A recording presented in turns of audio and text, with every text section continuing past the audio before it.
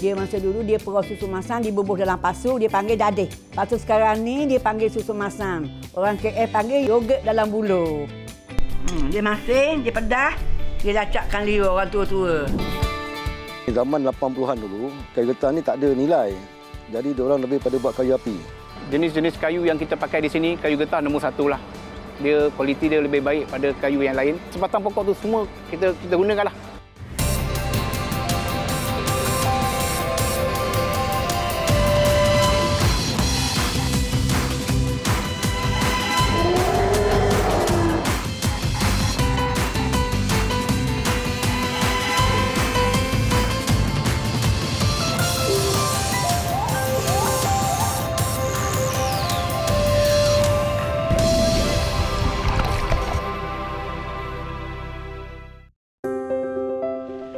Rasanya masam, masin dan berlemak. Dadih susu kerbau atau lebih dikenali penduduk setempat sebagai susu masam. Generasi milenial mungkin lebih mengenali keju mozzarella, iaitu hasil tenusu paling popular dari susu kerbau.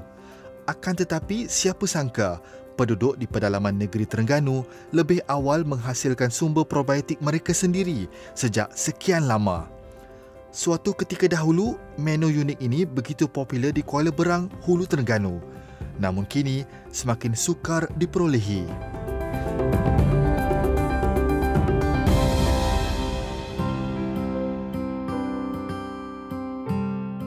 Terletak di pekarangan tempat letak kereta dan bersebelahan Pasar Awam Kuala Berang, pasar pagi yang dibuka setiap Rabu dan Sabtu ini menjual pelbagai jenis sayuran, buah-buahan, makanan tempatan dan pakaian.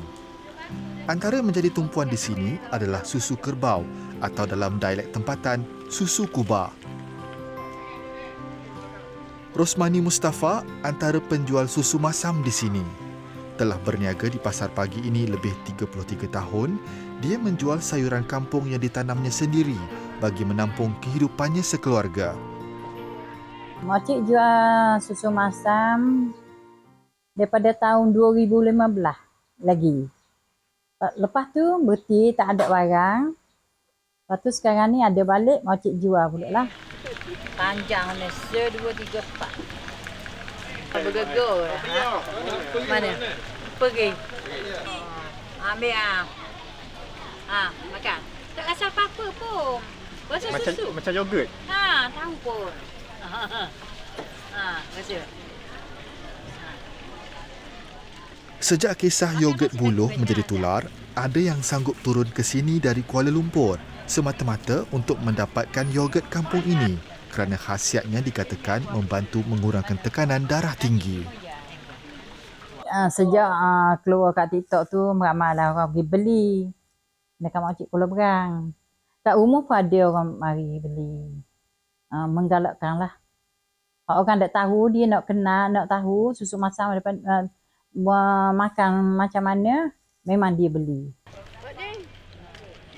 Susu masam yang diisi di dalam buluh ini dijual dengan harga RM15 hingga RM20 sebatang mengikut saiz.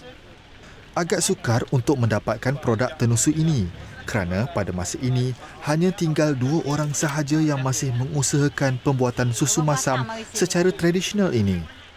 Makcik Rosmani mendapatkan bekalan susu masam dari Pok Ya, seorang pengusaha di Kuala Berang. Kebiasaannya, dia mengambil sebanyak 30 ke 40 batang dadih susu kerbau untuk dijual di pasar.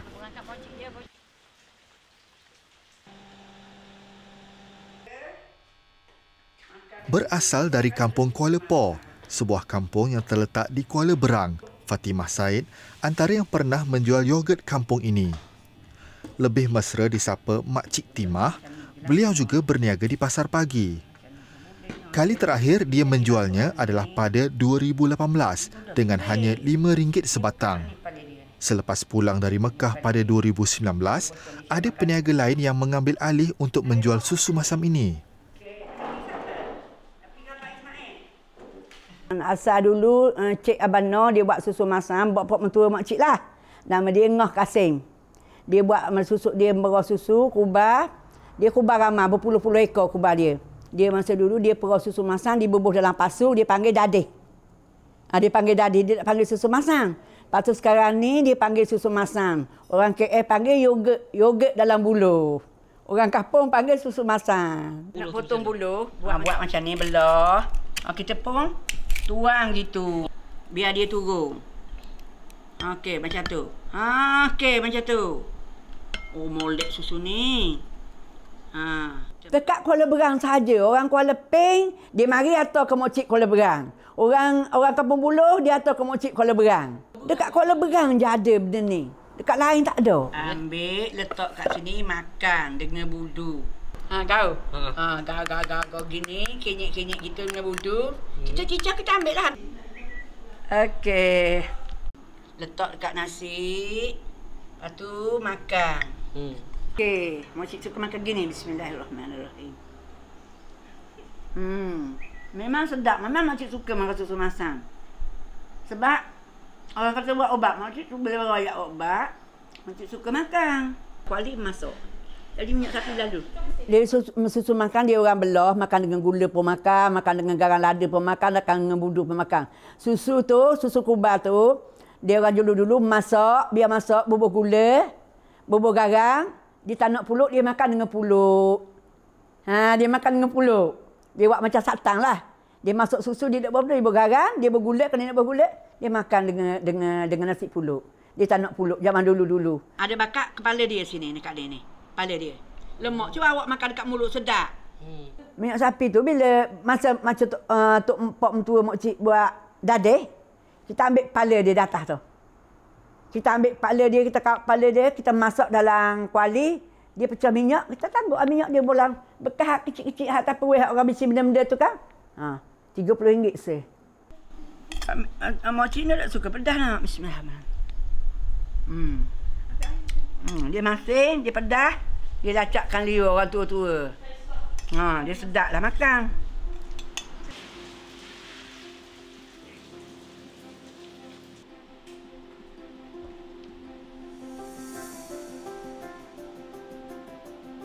Muhammad Amirullah Al-Amin, 31 tahun, seorang penyelidik bebas dalam bidang perikanan dan ternakan haiwan.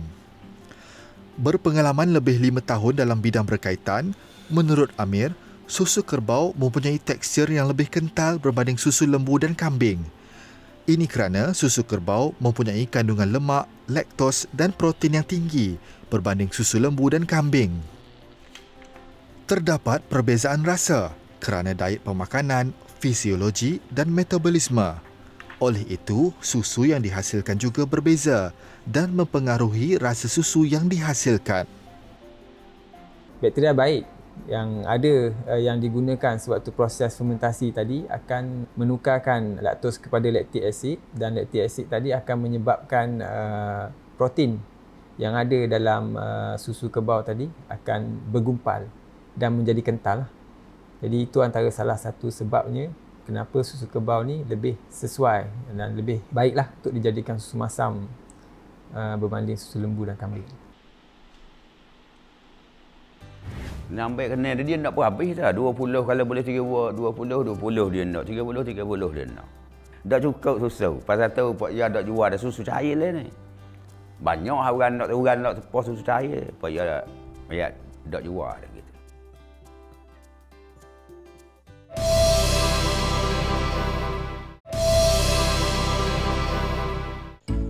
Kampung Ceting, Kuala Berang. Penternak kerbau pada asalnya menghasilkan susu masam sebagai hidangan keluarga. Namun, ada juga yang menjadikan ia sebagai pendapatan sampingan.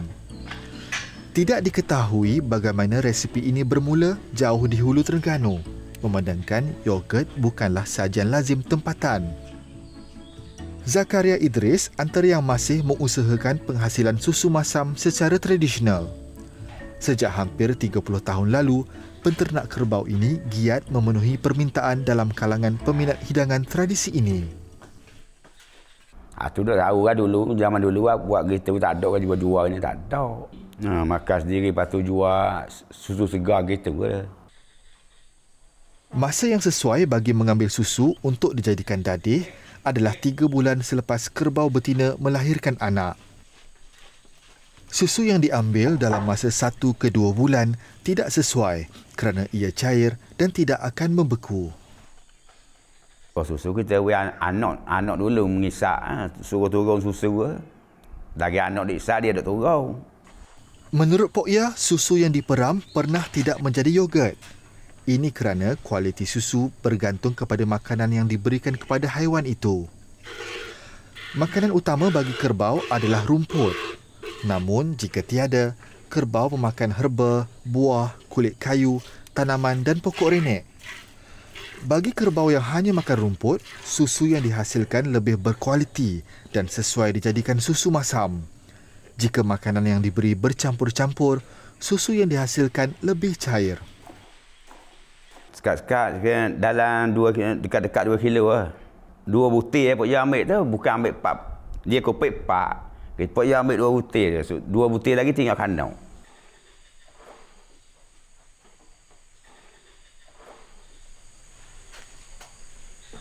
Buang buih Susu yang baru diperah adalah dalam keadaan panas dan berbuih. Bahagian ini perlu dibuang terlebih dahulu.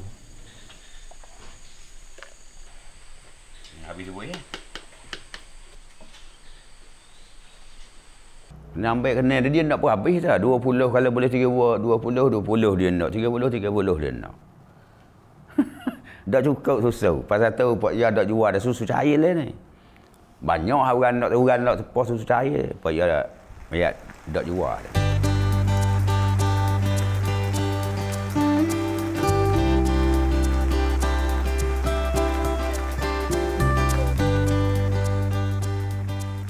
Pada usia 66 tahun, Pok Ya mengusahakan sendiri setiap proses penghasilan yogurt buluh. Buluh yang diambil akan dibersihkan terlebih dahulu dengan membuang kulit bahagian luar. Ini bertujuan bagi membuang miang buluh.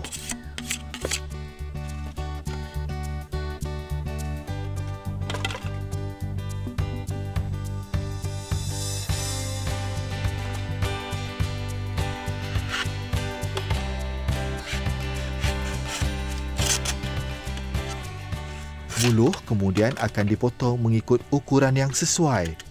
Jenis buluh juga memainkan peranan dalam penghasilan susu masam ini. Buluh nipis ni pun nak hak tua dah berat sikit. Kalau hak muda dah jadi kecut. Derah kecut.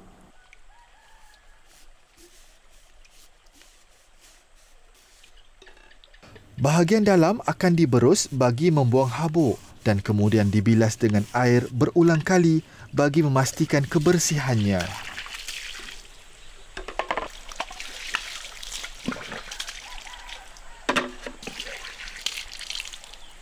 Sudah naik kena pergi tu pula. Ikat-ikat baru pergi merah.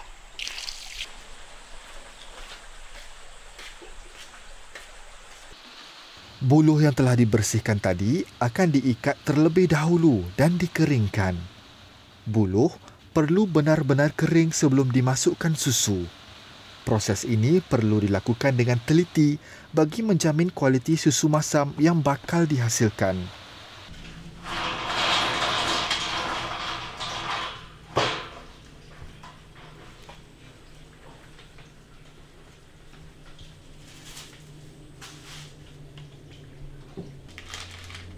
Dua kilo, habis ikan boleh dah 12 batang. Habis banyak dah 12 batang dah. Kena dah 10.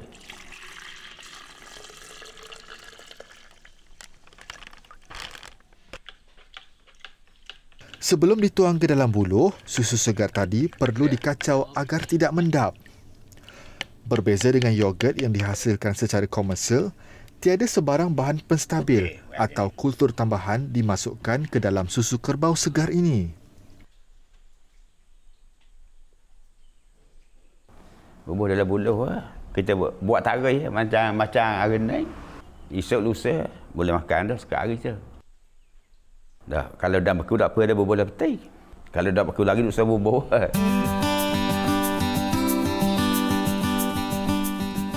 Tangan perlu sentiasa kering dan bersih dalam penyediaan susu masam. Susu yang telah diperah tidak boleh dibiarkan lama atau bercampur air dan perlu dimasukkan terus ke dalam buluh.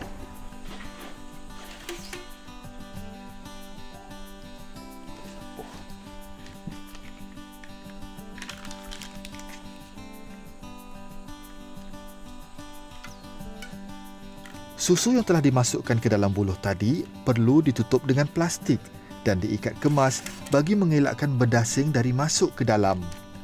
Kemudian, buluh akan digantung pada suhu bilik bagi proses pemeraman.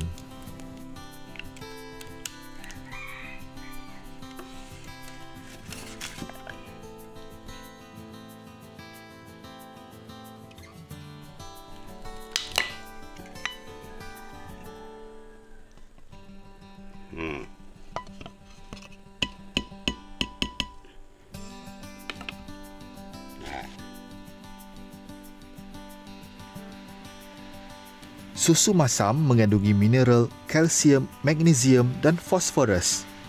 Sejak zaman silam dari ketamadunan Mesir, Greek dan Turki, yogurt sememangnya menjadi produk tenusu yang diakui baik untuk kesihatan.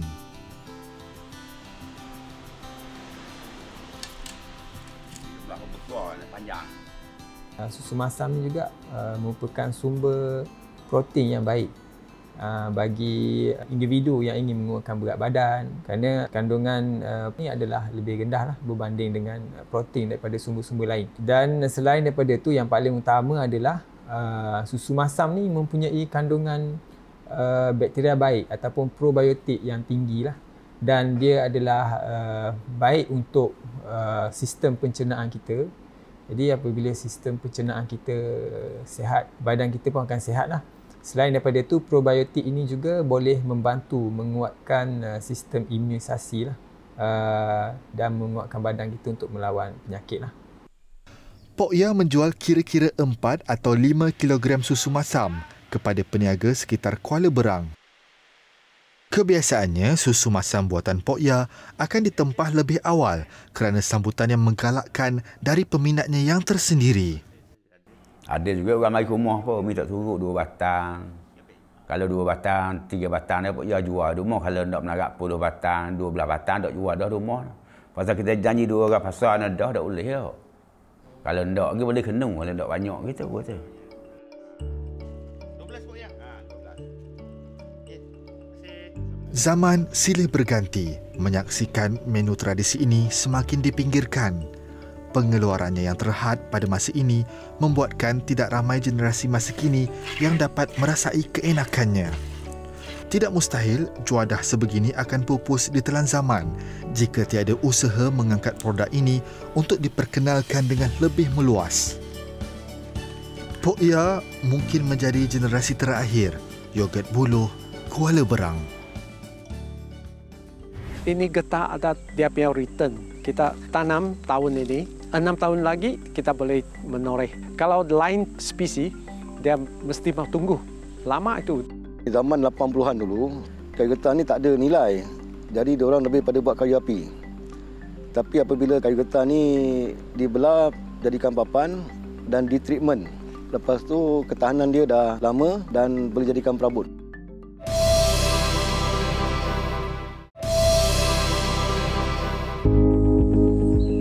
Kayu getah atau nama saintifiknya Hevea brasiliensis antara spesies paling popular dalam kalangan industri pembuatan perabot tempatan. Kira-kira 80% perabot tempatan berasaskan kayu yang dihasilkan diperbuat daripada kayu getah. Industri perkayuan menjadi subsektor komoditi ketiga terpenting di Malaysia selepas sawit dan getah. Lembaga Perindustrian Kayu Malaysia, MTIB, adalah agensi bertanggungjawab memastikan bekalan bahan mentah termasuk kayu getah secara mapan tanpa menjejaskan kelestarian alam sekitar.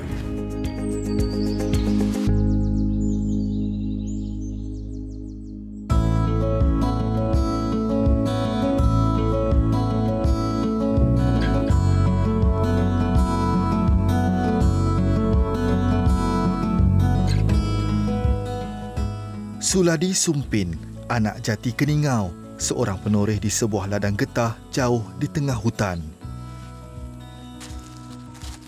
Ladang getah berkeluasan 25,000 hektar ini diusahakan oleh sebuah syarikat tempatan Borneon Timber.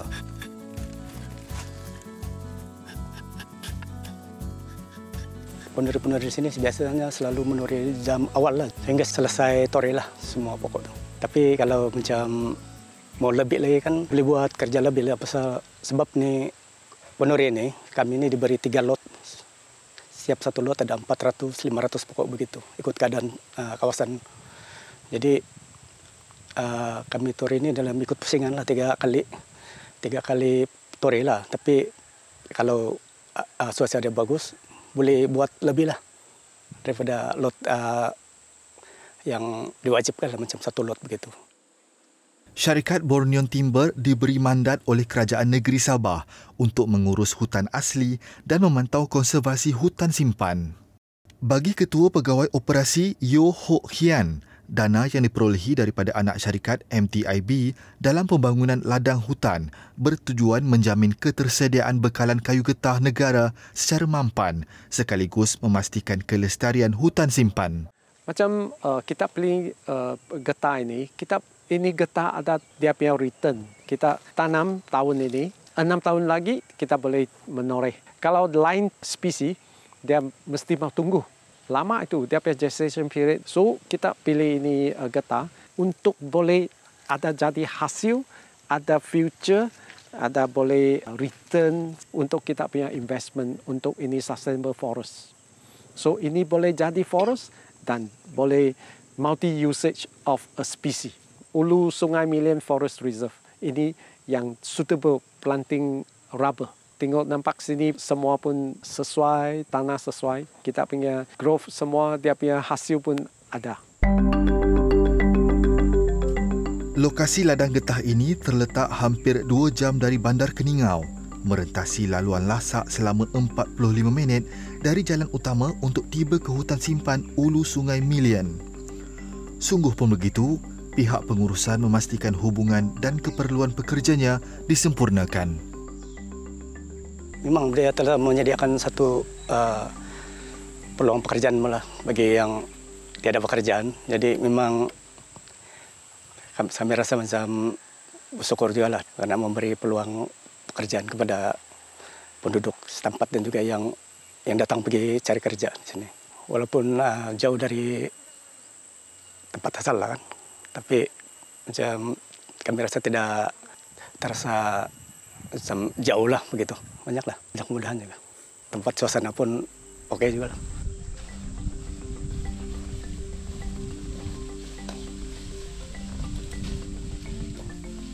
Uniknya, kawasan plot sampel kekal diwujudkan di dalam ladang getah ini sendiri untuk tujuan pemantauan.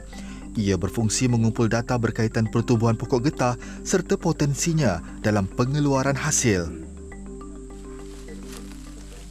Majoriti spesies klon getah yang diusahakan di sini ialah dari jenis RRIM 2025 dan RRIM 3001, jenis hybrid yang dibangunkan sendiri oleh Pusat Penyelidikan Getah Malaysia.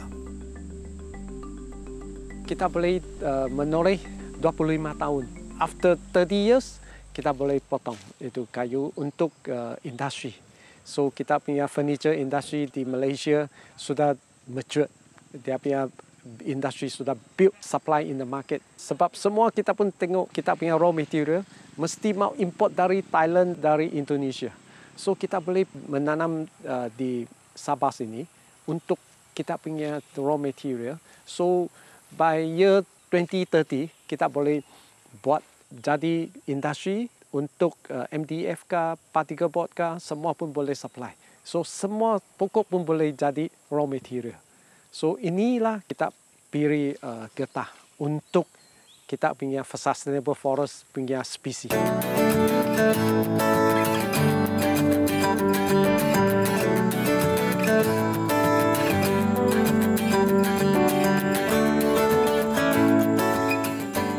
Dianggarkan hingga 20,000 hektar kebun getah milik pekebun kecil ditanam semula setiap tahun menerusi program tanam semula getah oleh RISDA. Pokok kayu getah matang diproses untuk keperluan sektor pertengahan dan hiliran perkayuan. Pekebun kecil turut menyumbang kepada industri perkayuan melalui bekalan bahan mentah terutama kayu getah kepada sektor hiliran perkayuan seperti perabot.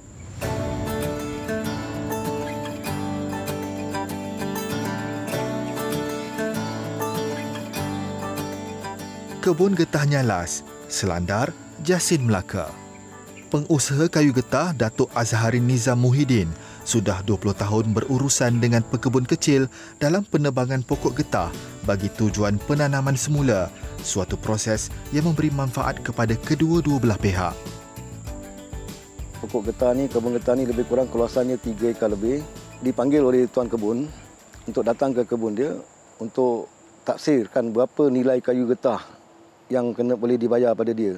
Lepas tu kita ambil upah balik untuk pembersihan, kita dah bayar dia penuh baru kita buat penebangan ni. Jadi itu salah satu pendapatan dia lah apabila pokok getah nak tebang lah. Lepas tu dia akan gunakan duit tu untuk buat proses seterusnya untuk tanaman semula. Cabaran dia, pokok getah tua ni dah berkurangan sebab bila setiap kali ditebang, dalam 10 pekebun kecil tadi, 5 saja pekebun kecil yang nak tanam getah balik. Yang lagi 5 tu dah ubah pergi tanaman lain, terutamanya tanaman pokok sawit. Jadi memang komoditi kita dalam Malaysia pun sawit dah jatuh nombor 1. Getah jatuh nombor 2. Proses menebang pokok getah kini jauh lebih mudah berbanding dahulu. Kudrat manusia diminimumkan dengan adanya penggunaan mesin. Bagi melapangkan tanah, jentera pengorek diperlukan untuk mengeluarkan pokok getah dari akarnya sebelum ditebang.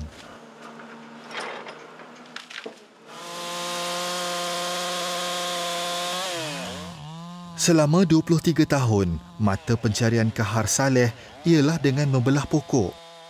Kemahiran menebang pokok getah tiada bezanya dengan pohon lain. Biarpun begitu, menurut Kahar, setiap tugasan menebang ada likunya. Saya kalau potong ni, kalau satu tangki ni, saya ambil masa tak sampai 1 jam.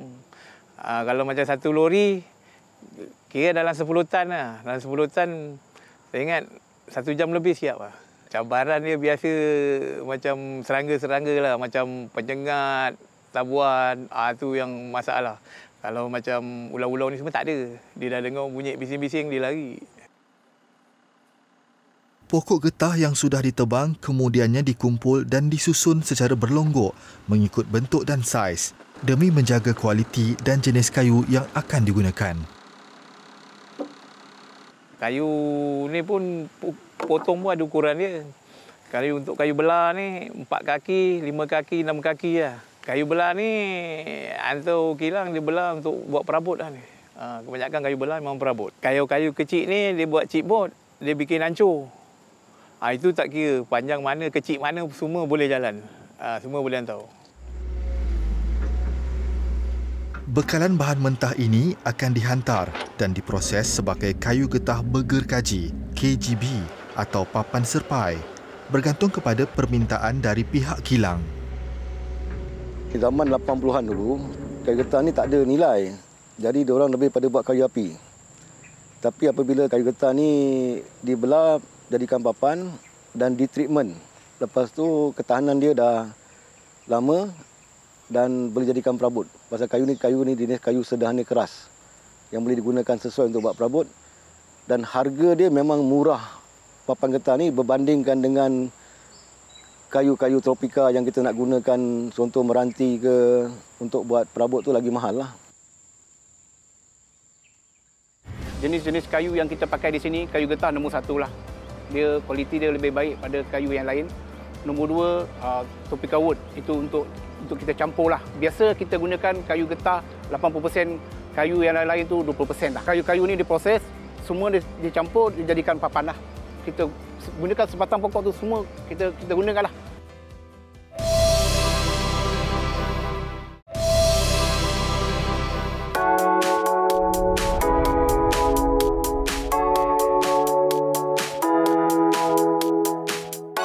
Malaysia, antara 10 pengeksport terbesar perabot dunia, mengguna pakai kayu getah sebagai bahan utama dalam penghasilan produk perabot. Kayu getah yang telah berusia dan tidak lagi ekonomik untuk penghasilan latex akan ditebang dan digunakan untuk penghasilan produk perkayuan seperti habuk kayu, papan serpai, kayu berlaminasi, perabot dan produk perkayuan lain. Kayu getah yang sudah ditebang dibawa ke sini. Di tapak penyimpanan kayu dikemas, Negeri Sembilan, untuk dijadikan habuk kayu. Hassan Musa mengawal selia stor penyimpanan kayu pelbagai jenis, terutamanya daripada kayu getah. Pengasingan dan pengkategorian kayu kayan penting bagi memastikan grade kayu yang digunakan adalah yang terbaik.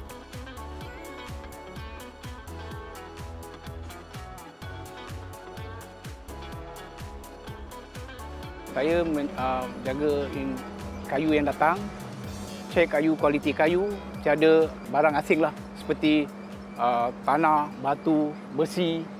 Setiap hari saya memantau pekerja saya memindah kayu, pastikan ikut sistem FIFO yang kita telah buat lah. Kayu baru kita simpan, kayu lama kita pindah guna pakai. Yang kayu lama tu limit dia masa 3 bulan, kita kena habiskan untuk menjaga kualiti papan.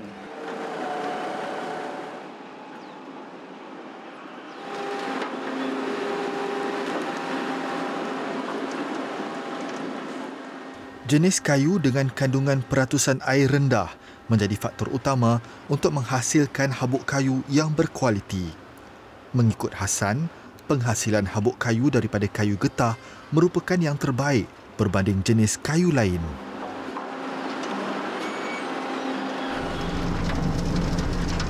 Jenis-jenis kayu yang kita pakai di sini, kayu getah nombor 1 lah. Dia kualiti dia lebih baik pada kayu yang lain. Nombor 2, Topeka wood. Itu untuk kita campur lah. Topeka wood tu kayu tan, kita campur. Biasa kita gunakan kayu getah 80%, kayu yang lain-lain tu 20% lah. Last sekali tunggul kita gunakan juga untuk campuran dalam chipping lah. Kayu-kayu ni diproses, semua dicampur, dijadikan papan lah. Kita gunakan sebatang pokok tu semua kita gunakan lah.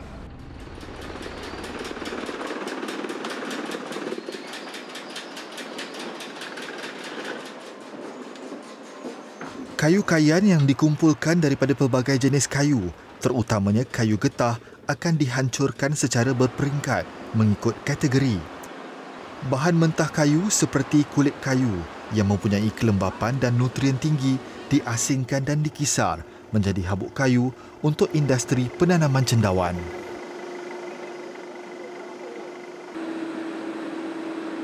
Proses pengisaran dilakukan sehingga ia benar-benar berubah menjadi habuk kayu halus dengan kepadatan berbeza dan akan digunakan untuk penghasilan papan serpai atau papan partikel ini.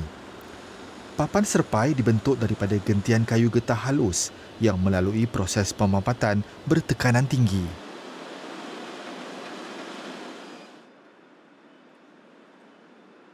Sebagai pengeluar papan serpai premium, syarikat Hevia Board berpengalaman dalam menghasilkan papan serpai berkualiti tinggi. Menurut pengarah eksekutif Yong Hao Chun, penggunaan kayu getah sebagai bahan utama ini kerana sifatnya yang pelbagai guna selain meningkatkan kecekapan menerusi penjimatan tenaga biojisim. Papan serpai memang dia adalah lebih murah kalau berbanding dengan itu solid wood. Dia amat versatile sebab kami boleh gunakan pelbagai bahan mentah untuk menghasilkan papan serpai. Kayu yang tak ada economic value lagi, dia boleh digunakan. Dari segi kesihatan ialah sebab resin ataupun gum yang kami gunakan rendah dari segi formaldehyde. Jadi ini adalah lebih baik untuk kesihatan manusia.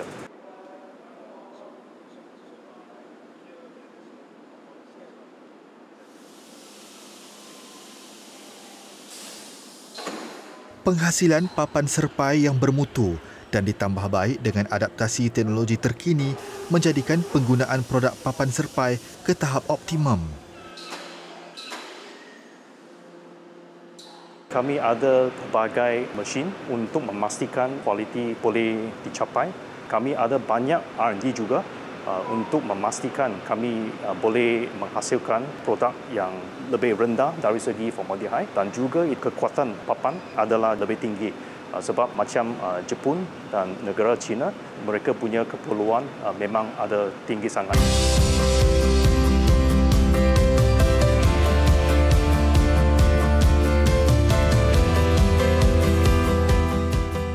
Selain pembuatan papan serpai, kayu getah bergergaji juga diproses menjadi produk akhir seperti perabot. Parit Jamil, Muar, Johor. Berpengalaman lebih 19 tahun dalam industri perkayuan, syarikat Deep Furniture mempamerkan pelbagai hasil produk kayu pejal daripada kayu getah, memperlihatkan kapasiti sebenar kebolehgunaan kayu getah.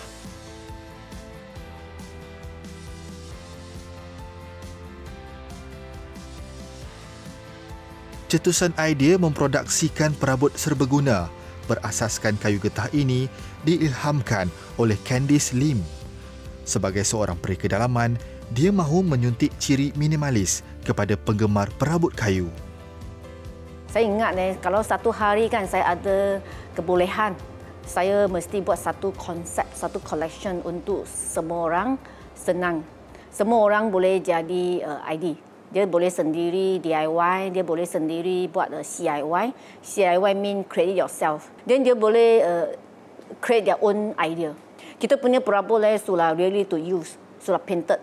So you can see the beauty of kayu getah. Boleh nampak cantik perabot. Demi kawalan kualiti, bekalan kayu getah bergergaji yang dibawa masuk ke kilang harus melalui pemeriksaan sebelum diproses untuk dijadikan perabot.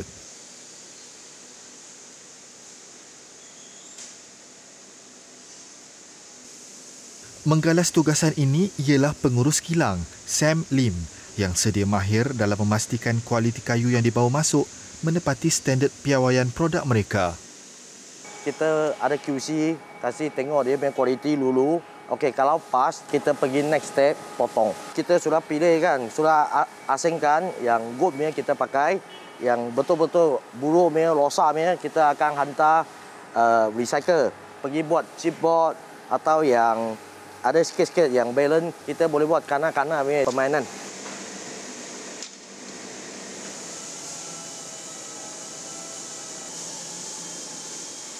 Lebih 80 pekerja dipertanggungjawabkan bagi menyiapkan penghasilan produk kayu getah setiap hari. Perincian dan kemasan yang dibuat pada setiap blok kayu getah daripada berlainan saiz ini dilaksanakan dengan cukup teliti.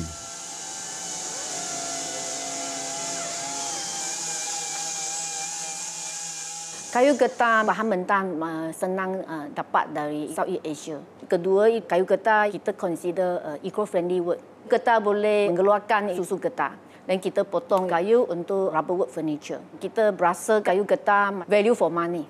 Lagi kebaikan kayu getah kita pakai 100% solid wood. So itu yang banyak tahan. Dia punya density agak berat dari itu kayu lain lah.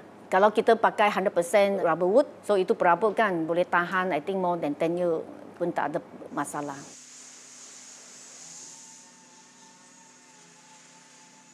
Perabot kayu getah dengan konsep pasang sendiri ini ternyata mempunyai kelompok peminatnya tersendiri. Daripada pengguna perabot tempatan dan juga permintaan ekspor pembeli luar negara, pengeluaran produk sentiasa berterusan dengan menampilkan pelbagai rekaan.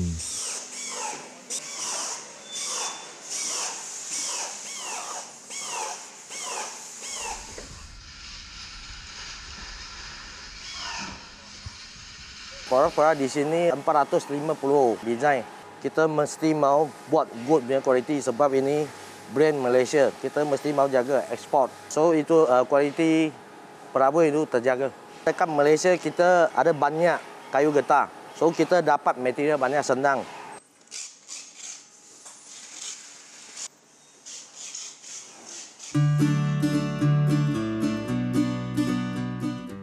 Candice turut menjana sebuah konsep ruang pameran layan diri untuk memberikan pengalaman dan ketenangan memilih perabot yang diidamkan.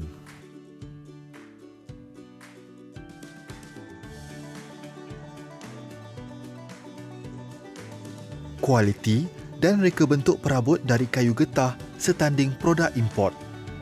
Lembaga Perindustrian Kayu Malaysia MTIB kekal komited dalam meningkatkan taraf industri perkayuan, terutamanya kayu getah di peringkat tempatan mahupun antarabangsa. Kalau kita melihat kepada industri perabot itu sendiri, kayu getah ini adalah merupakan komponen yang paling penting.